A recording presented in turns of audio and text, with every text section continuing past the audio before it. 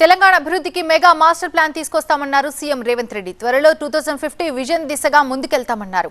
రాజకీయాలు విభేదాలు పక్కన పెట్టి గత ప్రభుత్వాల అభివృద్ధిని కొనసాగిస్తామని, తాము కూడా అదే సంప్రదాయాన్ని కొనసాగిస్తున్నట్టుగా స్పష్టం చేశారు. హైదరాబాద్ నానక్రమ్గూడలో Telangana state fire services headquarters building ను ప్రారంభించారు సీఎం రేవంత్ రెడ్డి. ప్రమాదం జరిగినప్పుడు అందరికంటే ముందుండేది ఫైర్ డిపార్ట్మెంటేనని, ప్రజల రక్షణ కోసం ఫైర్ సిబ్బంది ప్రాణాలకు తెగించి పోరాడతారని కొనియాడారు. విధుల్లో ఉండగా ఉద్యోగికి ఏదైనా ప్రమాదం జరిగితే పోలీస్ శాఖలో ఎలాంటి పరిహారం అందుతుందో అలాంటి పరిహారాన్ని ఫైర్ డిపార్ట్మెంట్ లో కూడా ప్రవేశపెడతామని హామీ ఇచ్చారు. గత 30 ఏళ్లలో రాజకీయాలు ఎలా ఉన్నా హైదరాబాద్ నగర అభివృద్ధి కొనసాగిందన్నారు. అభివృద్ధికి గత ప్రభుత్వాలు తీసుకున్న నిర్ణయాలను కొనసాగిస్తూనే మరింత ఉన్నతంగా నగరాన్ని అభివృద్ధి చేసేందుకు చర్యలు తీసుకుంటామన్నారు.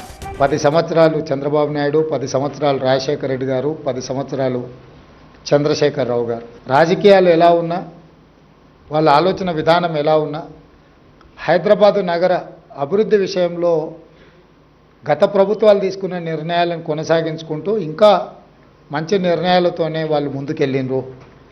ఈ సాంప్రదాయం కొనసాగుతుంది. చాలామందికి కొన్ని అపోహలు ఉన్నాయి. మంచి నిర్ణయాలతోనే వాళ్ళు ముందుకెళ్ళిండ్రు. ఈ సాంప్రదాయం కొనసాగుతుంది. తెలంగాణ అభివృద్ధికి మెగా మాస్టర్ ప్లాన్ తీసుకువస్తామన్నారు సీఎం రేవంత్. త్వరలోనే 2050 మెగా మాస్టర్ ప్లాన్ తీసుకురాబోతున్నామన్నారు. అర్బన్, సెమీ అర్బన్, రూరల్ అనే 3 భాగాలుగా అభివృద్ధిని ముందుకు తీసుకువెళ్తామన్నారు రేవంత్. ఔటర్ రింగ్ రోడ్డుకు సమీపంలోని 25,000 ఎకరాల్లో హెల్త్, స్పోర్ట్స్, కాలుష్యరహిత పరిశ్రమలతో ఒక సిటీని ఏర్పాటు చేస్తామన్నారు.